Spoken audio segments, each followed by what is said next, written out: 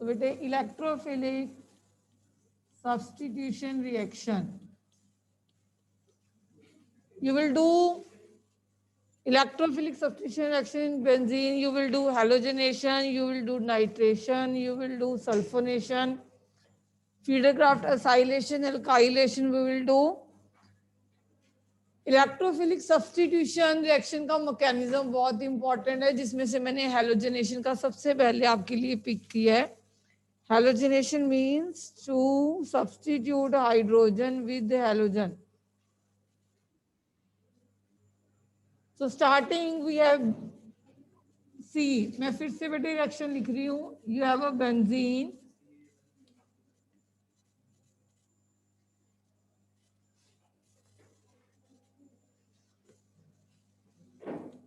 Any halogen, I am taking chlorine, you can take bromine, you can take iodine, but in iodine you will take a oxidizing agent. वो क्यों लेते हैं मैं बाद में बताती हूँ आपको. तो anhydrous FeCl3 chlorine HCl, this is a reaction. Any halogen. Organic reaction जब बोर्ड पे लिखी जाती है लिखा करो, जो समझने वाला काम होता है वो समझा करो. ठीक है.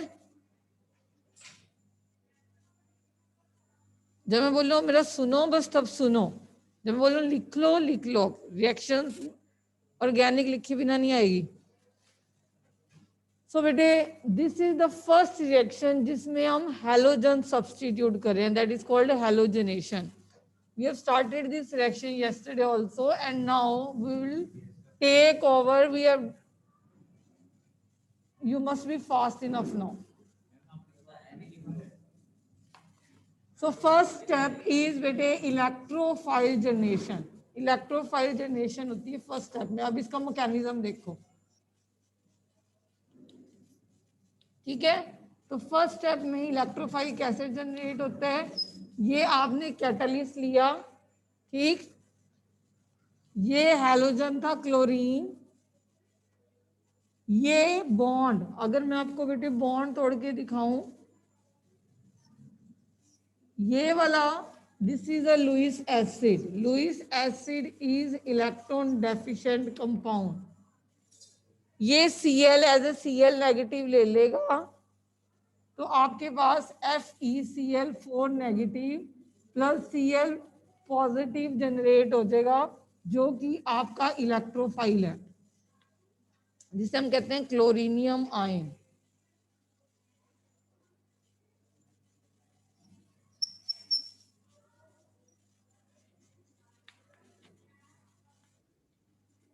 This is the first step. ठीक.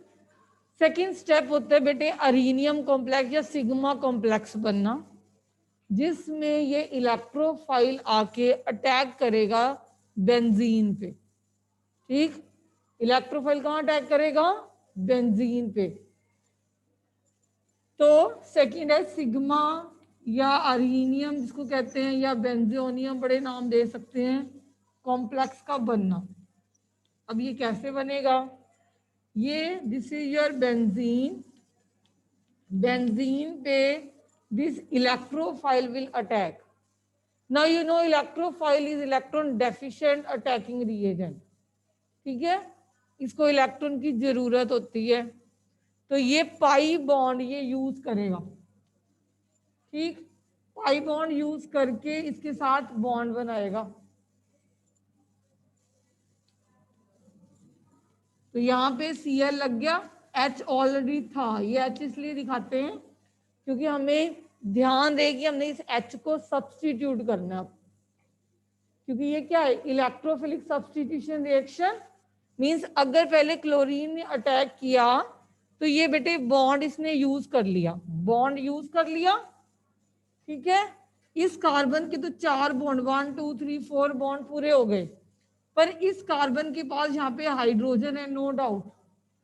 बाय डिफॉल्ट बेंजीन के 6 हाइड्रोजन होते हैं. ठीक है. तो ये जो हाइड्रोजन है इसके अराउंड 1 2 3 बॉन्ड है. इसका मतलब यहाँ पे क्या है, इस कार्बन के ऊपर पॉजिटिव चार्ज. इस कार्बन के ऊपर क्या है बेटे, पॉजिटिव चार्ज. अब जब भी रेजोनेंस होती है बेंजीन में, जहां पे पॉजिटिव चार्ज है वहां पे बॉन्ड शिफ्ट होते जाते हैं, या जहां से नेगेटिव चार्ज अंदर की तरफ, when we will do resonating structure you will learn more. अब जैसे ये पॉजिटिव चार्ज यहाँ पे है, ये पाई बॉन्ड है, तो ये शिफ्ट होगा, तो ये ऐसा स्ट्रक्चर बनेगा। This will move here, no positive charge will be here, और ये Cl लगा हुआ है अपनी पोजीशन पे। Now this will be moving here,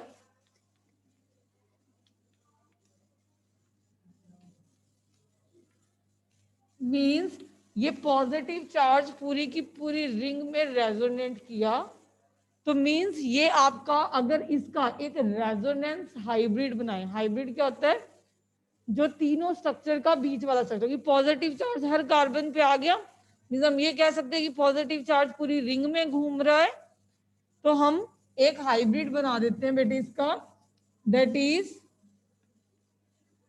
ये पॉजिटिव चार्ज पूरी रिंग में है और यहाँ पे क्लोरीन लगा हुआ है, ठीक है। ये पॉजिटिव चार्ज पूरी रिंग में है, और डबल बॉन्ड जैसे स्टार्ट किया था आपने वैसे दिखा सकते हो,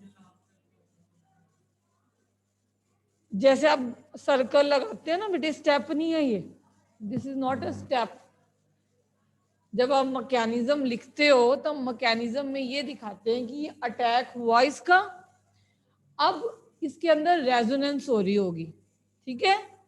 रेजोनेंस कैसे हो रही होगी, जब डबल बॉन्ड यहाँ शिफ्ट हो रहा होगा, फिर डबल बॉन्ड यहाँ शिफ्ट हो रहा होगा, डबल बॉन्ड या, ये सारे किसको कहते हैं, रेजोनेटिंग स्ट्रक्चर्स बन गए। और इन स्ट्रक्चर को रिप्रेजेंट के लिए एक हाइब्रिड होता है जिसे कहते हैं रेजोनेटिंग हाइब्रिड। जैसे कि बेंजीन में 2 रेजोनेटिंग स्ट्रक्चर बनाते हो आप, और एक हाइब्रिड बनाते हो जिसमें सर्कल बना देते हो, बनाते हो ना, तो ये इनका रेजोनेटिंग हाइब्रिड है। इसका मिक्सचर है कि ये पॉजिटिव चार्ज पूरी की पूरी रिंग में है, ये घूम रहा है, ये एक जगह पे स्टेबल नहीं है, ठीक है, समझ आ रही है। तो दिस इज, ये मैकेनिज्म में शो करते हैं हम कि ये मैकेनिज्म इस वे में हुआ होगा कि क्लोरीनियम ने आके अटैक किया तो बेंजीन के ऊपर पॉजिटिव चार्ज आया, बेंजीन में ये पॉजिटिव चार्ज घूमा है, और उस पॉजिटिव चार्ज को पूरी रिंग में घूमने के लिए हम एक रेजोनेटिंग हाइब्रिड बना देते हैं, जिसे कहते हैं सिग्मा कॉम्प्लेक्स बन गया या अरीनियम कॉम्प्लेक्स बन गया। अब बेंजीन पॉजिटिव चार्ज बेटे बर्दाश्त नहीं कर सकती अपने ऊपर, क्यों, अपना रेजोनेंस खो रही है वो, क्यों खोए, तो ये वाला जो हाइड्रोजन है, next step removal of H positive, ठीक है। नेक्स्ट जो थर्ड स्टेप आता है, तो हमारा बेसिक ये चीज बनी थी,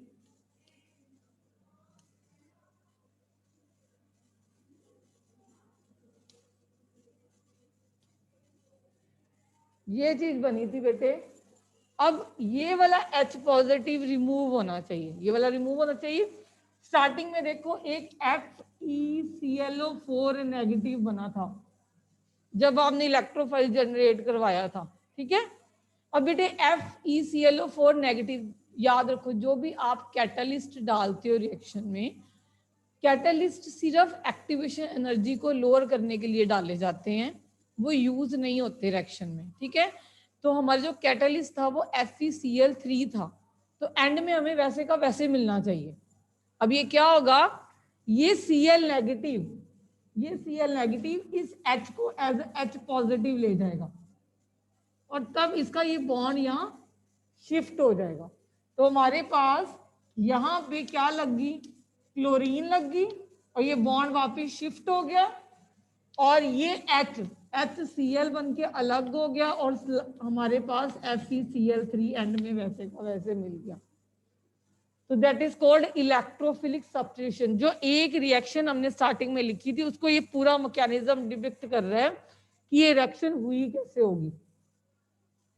अगर हम वैसे बेंजीन की हैलोजनेशन लिखते हैं तो हम बेंजीन की हैलोजनेशन कैसे लिखते हैं, हम ऐसे लिखते हैं ना, benzene plus chlorine anhydrous FeCl3 chlorine जहां मर्जी लगाओ, बेंजीन के सारे कार्बन एक जैसे हैं इस टाइम। ये जरूरी नहीं कि मैंने यहां लगाया है तो आपने भी यहां लगाना है।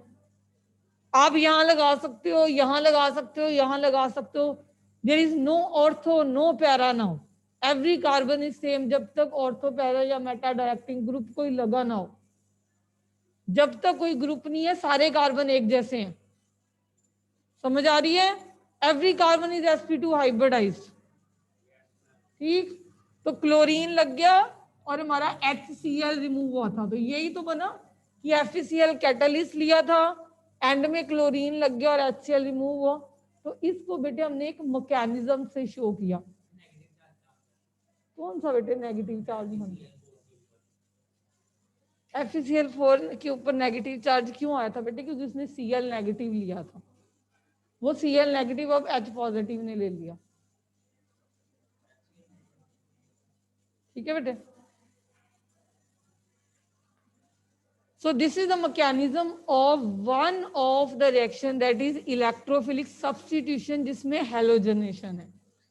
अब मैंने जैसे बेटे क्लोरीन लिया, एग्जाम में आपको मैकेनिज्म लिखना आ सकता है, कन्वर्ट बेंजीन इनटू क्लोरोबेंजीन। ये क्या बनी?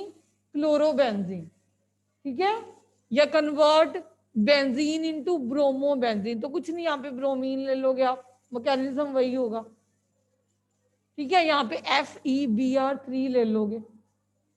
लुईस एसिड कोई भी ले सकते हो आप, AlCl3 ले सकते हो, आपकी मर्जी, आपको कोई नहीं रोकेगा। You have to take BF3 ले लो, that is also Lewis acid, आपको कोई नहीं रोकेगा कि ये क्यों लिया।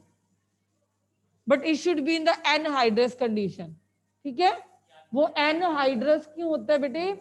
अगर आप वाटर की प्रेजेंस में लुईस एसिड लेते हो तो वाटर अपने लोन पेयर डोनेट कर देता है, तो लुईस एसिड आसानी से अटैक नहीं कर पाएगा, क्योंकि FeCl3 को इलेक्ट्रॉन मिल जाते हैं वाटर से, तो वो Cl के ऊपर जाके अटैक नहीं कर पाता। तो आपने हमेशा जो कैटलिस्ट लेना है, जो लुईस एसिड लेना है, लुईस एसिड बेस कंसेप्ट हम बहुत पहले कर लेते हैं इसी +1 में। ठीक है? जब हम एसिड बेस के बारे में पढ़ते हैं तो you have done Arrhenius, Bronsted, Lowry's में से एक ये कंसेप्ट होता है। समझ आ रही है? अब लुईस एसिड एरो पे अगर आपने एनहाइड्रस FeCl3 नहीं लिखा, 0 मार्क्स। अगर कैटलिस्ट ही नहीं होगा तो रिएक्शन हो ही नहीं सकती।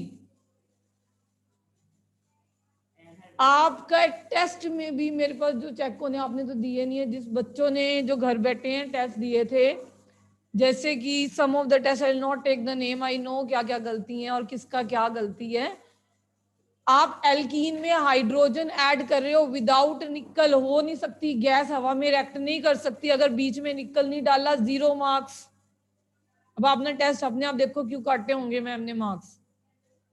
आप एरोमेटाइजेशन करवाओगे, आप बेंजीन बनाओगे, आपने क्रोमियम ऑक्साइड तो ले लिया, वैनेडियम ऑक्साइड नहीं लिया, तब भी आपको कोई मार्क्स नहीं मिलेगा। विदाउट कोई भी घर पे आप सब्जी भी बनाते हो, आप आलू गोभी कढ़ाई पे चढ़ा दो, घी नहीं डालोगे तो सब्जी नहीं बननी। तो ये मत समझो कि कैटलिस्ट के बिना रिएक्शन हो जाएंगी।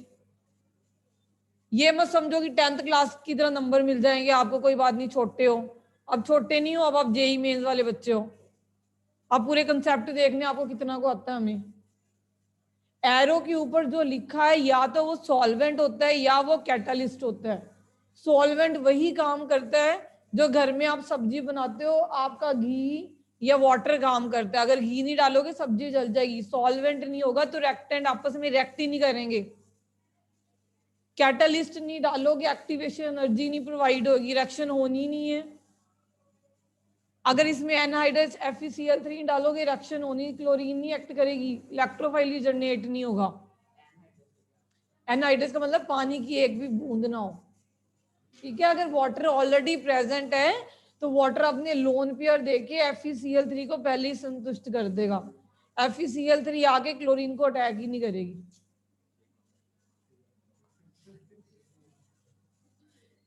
ठीक बेटे, this is one of the electrophilic. अच्छा, वैसे आप यहाँ पे ब्रोमीन भी ले सकते हो, वैसे आप यहाँ पे फ्लोरीन भी लेके आ सकते हो, फ्लोरोबेंजीन बना सकते हो, सेम वही मैकेनिज्म है। यहाँ पे एफ लिख दो, F2 लिख दो, यहाँ पे एफ आ जाएगा, फ्लोरोबेंजीन बन जाएगी। यहाँ पे Br2 लिख दोगे तो ब्रोमोबेंजीन बन जाएगी। मगर जब हमने आइडोबेंजीन बनानी होती है, आई लगानी होती है, आयोडीन लगानी होती है ना बेटे, तब आप बीच में ऑक्सीडाइजिंग एजेंट ऐड करते हो। ठीक है, ये आपसे क्वेश्चन पूछा जाता है क्यों ऑक्सीडाइजिंग एजेंट ऐड करते हैं, इसका मैकेनिज्म है सच नहीं आएगा हैलोजनेशन का आयोडीन वाला। तो मान लो कि ये मैंने ऐड करवाना है,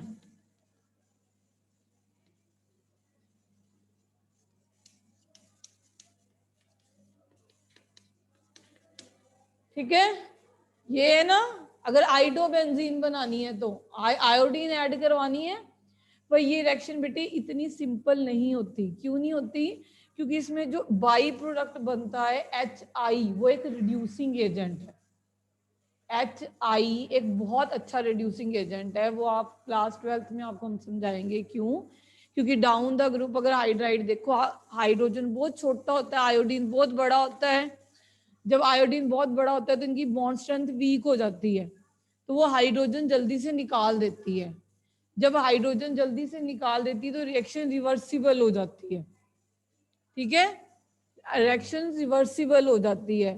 तो जब भी कभी भी आपने आयोडीन किसी में भी ऐड करते हैं तो बीच में हम एक ऑक्सीडाइजिंग एजेंट डालते हैं। वो ऑक्सीडाइजिंग एजेंट का क्या काम है, अगर कुछ HI बन रही हो, कुछ HI बन रही हो, ऑक्सीडाइजिंग एजेंट जैसे ये ऑक्सीडाइजिंग एजेंट है। ये HI जो बन रही होगी ना, इसके साथ रिएक्ट करके इसको आयोडीन में चेंज कर देते हैं।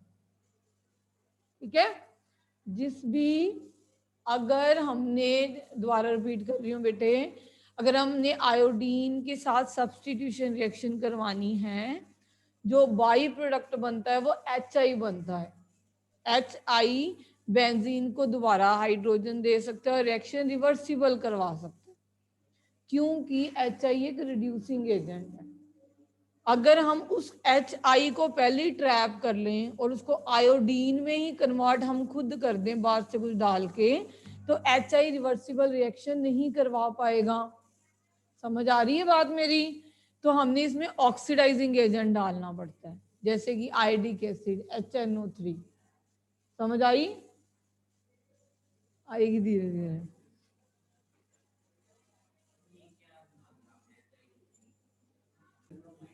Iodic acid, HNO3. These are oxidizing agent.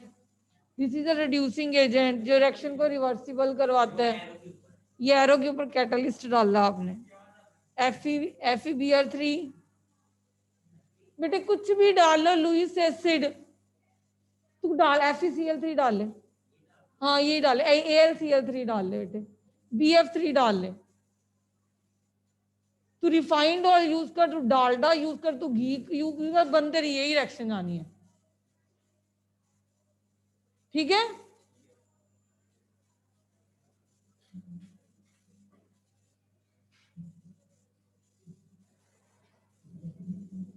अब बेटे देखो, अब मैं सारी रिएक्शंस लिखती हूँ बेटे, and I will pick the important mechanism, उसमें से आपके जो इंपॉर्टेंट है फॉर द एग्जाम्स। ठीक, फर्स्ट रिएक्शन हैलोजनेशन, हमने इलेक्ट्रोफिलिक सब्स्टिट्यूशन कर ली।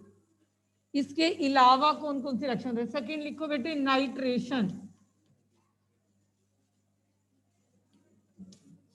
This is benzene in presence of HNO3 and sulfuric acid, you will get nitrobenzene. You will get nitrobenzene as a product. This is called nitration. Sulfuric acid is acting as a catalyst here. Okay? Sulfuric acid is acting as a catalyst here. Third is beta sulfonation.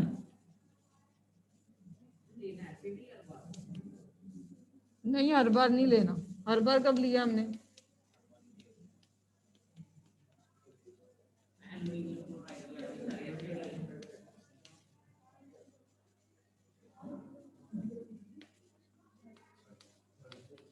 This is बेटे sulphonation, this thing is known as oleum, the acid is oleum, ठीक है। The reaction is sulphonation, H.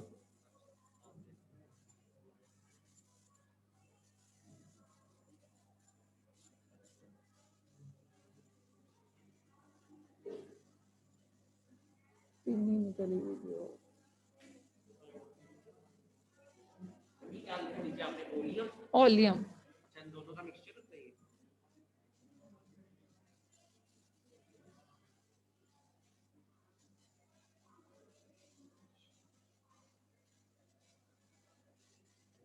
Slow slow.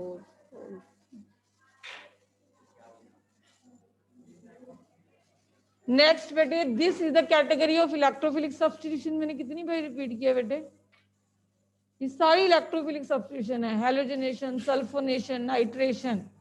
उसमें मैंने आपको एक mechanism बताया भी halogenation का, मैं वही कवर करूंगी जो इंपॉर्टेंट है, ठीक है। थर्ड इज बेटे very very important reaction, very important, is fourth one is Friedel Crafts alkylation, या FC alkylation।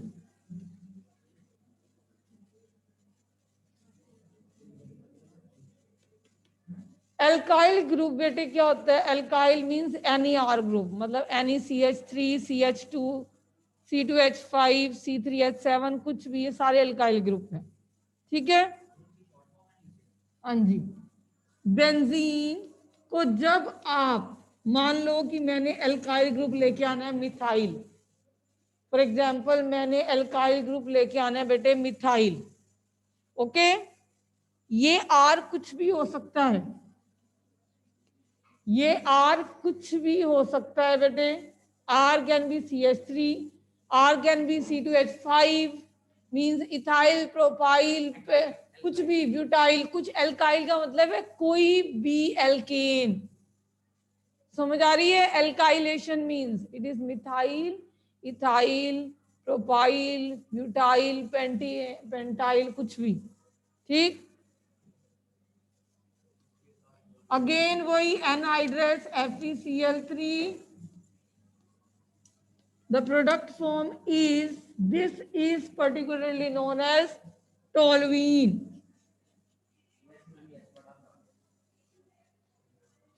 and the byproduct will be again HCl. Now let us see the mechanism of FC alkylation is very important, very very important, ठीक। अच्छा, अभी paper में ऐसे भी नहीं आती कभी कभी कि write down Friedel craft alkylation, they will tell you to write conversion of benzene into toluene। तो ये कन्वर्जन है बेटे जिसमें बेंजीन को आप टॉलवीन में चेंज कर रहे हो, तो आपके दिमाग में स्ट्राइक होना चाहिए। तो फ्रीडल क्राफ्ट है, जितनी भी नेमिंग रिएक्शन है, examiner is very much aware कि उसके बच्चे कितने पानी में हैं। तो कन्वर्जन्स में जब डाली जाती है तो नेमिंग रिएक्शंस ही डाली जाती हैं। तो जब नेमिंग रिएक्शन आप स्टडी करते हो बेटे जी, तब आप उनको कन्वर्जन्स की फॉर्म में स्टडी किया करो कि मेरा स्टार्टिंग क्या है, एंड क्या है। नेम ही नहीं पता होते आपको, समझ आ रही है। As the name of the reactant and product, जैसे इसका रिएक्टेंट क्या है आपको पेपर में आए, कन्वर्ट बेंजीन इनटू टॉलवीन, तो दिमाग में आना चाहिए। तो फ्रीडल क्राफ्ट एल्काइलेशन है, समझ आ रही है, ओके। तो टॉलवीन पहले पता होगा तो टॉलवीन में कन्वर्ट करेंगे हम। You should know what is toluene. So बेटे next let us see its mechanism again. So first step किसी भी इलेक्ट्रोफिलिक सब्स्टिट्यूशन का फर्स्ट स्टेप क्या होता है बेटे? क्या फर्स्ट स्टेप किया था हैलोजनेशन का हमने? Generation of electrophile, very good. तो इसका भी फर्स्ट स्टेप क्या होगा बेटे, जनरेशन ऑफ इलेक्ट्रोफाइल।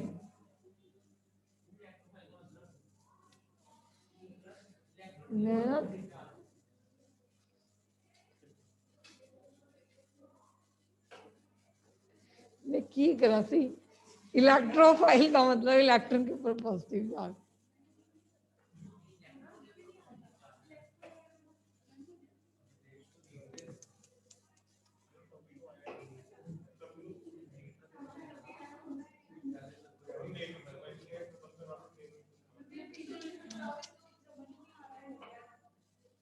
मैकेनिज्म नहीं करने, जब मैं बोल रही हूँ कि ये इंपॉर्टेंट है, मींस ये एग्जाम्स में पूछे जाते हैं, ये आपको 12th तक कैरी ऑन होते हैं।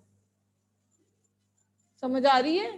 अब सारी इतनी सारी सब्जी बनती है, कईयों को तो हमने सिर्फ खाना ही है बस, कि ये डाला ये बन गया, ये हमारे आगे परोसा गया। कईयों को आपको डिटेलिंग में समझना पड़ेगा कि ये कैसे बना है, that is known as mechanism. हर जो बेंजीन होती है, बेंजीन, क्योंकि उसमें पाई इलेक्ट्रॉन क्लाउड छाया हुआ है, उसके पास बहुत सारे इलेक्ट्रॉन है कि नहीं है?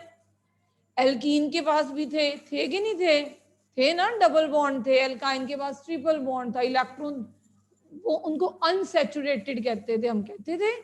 क्यों कहते थे? क्योंकि उनकी सैचुरेशन अभी हुई नहीं, उनमें हम ऐड कर सकते हैं, कुछ ऐड कर सकते हैं, तभी एल्कीन एल्काइन एडिशन रिएक्शन जाते हैं ना, हम ऐड कर सकते हैं।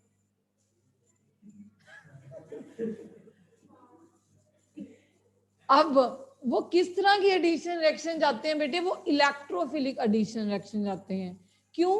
क्योंकि उनके पास एक्स्ट्रा इलेक्ट्रॉन है, तो उनके पास वो चीज पहुंचेगी जो इलेक्ट्रॉन को प्यार करता है। वो कौन है? इलेक्ट्रोफाइल। अब वो इलेक्ट्रॉन को प्यार क्यों करता है? क्योंकि वो इलेक्ट्रॉन डेफिशिएंट है। अब बेंजीन है, बेंजीन के ऊपर भी इलेक्ट्रॉन क्लाउड छाया हुआ है। 3 ट्रिपल बॉन्ड बनाते हैं ना, 3 1 2 3 बॉन्ड्स बनाते हैं, इसके पाई बॉन्ड, मींस इसके पास भी इलेक्ट्रॉन छाए हुए हैं, तो इसके पास भी इलेक्ट्रोफाइल आके अटैक जरूर करता है, मगर ऐड नहीं कर सकते हम उसको, उसकी जगह पे हाई H+ से रिप्लेस करना पड़ता हमें। समझ आ रही है? अगर Cl पॉजिटिव ने आके अटैक किया ना, तो हमें H+ निकालना पड़ा एंड में। ऐसा क्यों किया? क्योंकि अगर बेंजीन एडिशन रिएक्शन चली जाए तो उसकी रेजोनेंस खोती है, वो रेजोनेंस नहीं खत्म कर सकती किसी भी हद में। रेजोनेंस की अगर हमने खत्म करवानी है तो हमें बड़ी ड्रास्टिक कंडीशन देनी पड़ती है, कंपेल करना पड़ता है उसको, नहीं तुझे अपने बॉन्ड नहीं घुमाने, हमने हाइड्रोजन ऐड करवाना है, हम निकल देंगे, हम तुझे हाई टेम्परेचर देंगे, गर्म करेंगे, तुझे अनस्टेबल करेंगे। वैसे में वो सब्स्टिट्यूशन रिएक्शन नहीं जाएगी इतनी, वो है नहीं कि हाँ अगर आप इलेक्ट्रोफाइल उसके पास लेके आओगे, ठीक है, उसके पास इलेक्ट्रोफाइल लेके आओगे, उसको वो इलेक्ट्रोफाइल पसंद आएगा, ये तो हाइड्रोजन से भी अच्छा है, ये तो मुझे बेंजीन से टोलुइन बना रहा है, ऐसे तो मैं अकेली बेंजीन रह रही हूं। समझ आ रही है? तो वो हाइड्रोजन देने को तैयार है अपना, मगर वो ऐड करवाने को तैयार नहीं, क्योंकि उसने वो ट्रिपल बॉन्ड नहीं खोलना जो 3 बॉन्ड है, उससे वो स्टेबल होती है, ऐसे वो अनस्टेबल स्ट्रक्चर बनता है। मगर उसके पास अटैक कौन कर पाएगा? जो इलेक्ट्रॉन डेफिशिएंट है, इलेक्ट्रॉन क्लाउड छाया हुआ है। तो हमें कोई भी बेंजीन की रिएक्शन करवाने के लिए उसके पास इलेक्ट्रोफाइल लेके आना पड़ता है उसको पहले। ये नहीं बेटे बेंजीन और टाइप की रिएक्शन नहीं जाते, बेंजीन और भी रिएक्शन जाती हैं, कंबस्शन, उसको भी तो हीट कर सकते हो ना आप, उसको मूवी कार्बन डाइऑक्साइड वाटर में कन्वर्ट कर सकते हो, एनर्जी हाइड्रोकार्बन है, ऑर्गेनिक कंपाउंड है, एनर्जी तो मिलेगी। पर जो कहते हैं ना मेन रिएक्शन उसकी ये है, बेंजीन की आउट ऑफ सारी केमिकल प्रॉपर्टीज। समझ आ रही है? गोभी से हम बहुत कुछ बना सकते हैं, पाव भाजी भी बना सकते हैं, गोभी का परांठा भी बना सकते हैं सब, पर हमें सबसे पहले दिमाग में आता है आलू गोभी की सब्जी। समझ आ रही है? In the same way benzene बहुत सारी रिएक्शन जा सकती है, पर इसकी जो मेजर रिएक्शन है दैट इज इलेक्ट्रोफिलिक सब्स्टिट्यूशन, जिसके लिए ये जानी जाती है।